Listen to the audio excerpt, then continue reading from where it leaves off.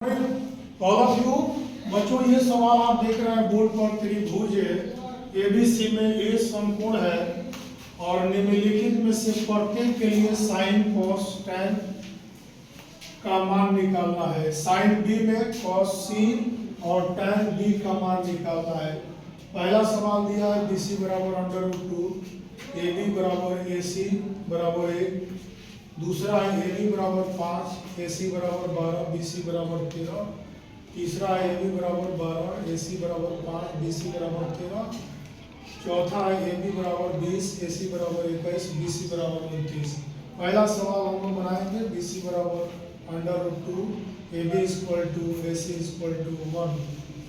तो इसके लिए सबसे पहले इसके अनुकूल हम लोग एक त्रिभुज बनाएंगे जिसमें ए समकोण होगा।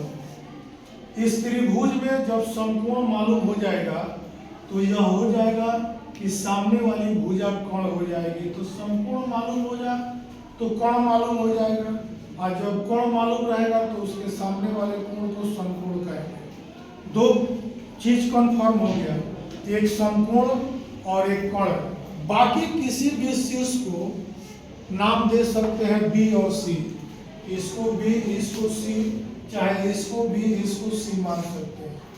जब मान लेंगे तो जिस कोण के बारे में पूछेगा, जैसे कोण बी के बारे में पूछेगा तो बी से सटी हुई भुजा को आधार कहेंगे और सामने वाली भुजा को कर्ण कहेंगे। सी लंब कहेंगे। सी के बारे में पूछेगा तो सी से सटी हुई भुजा को आधार और सामने वाली भुजा को लंब कहेंगे। कर्ण में कोई परिवर्तन नहीं होगा।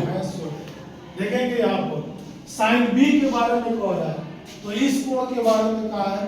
तो आप सब पहले से जानते हैं कि साइन बी बराबर p/h।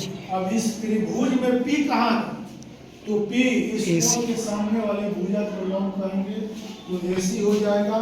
और कोण में कोई परिवर्तन नहीं है, BC है तो BC रहेगा, अर्थात AC/BC 1/√2। कोण C के बारे में कह रहा है तो C यहाँ है, इससे सटी हुई भुजा आधार और सामने वाली भुजा लंब हो जाएगी।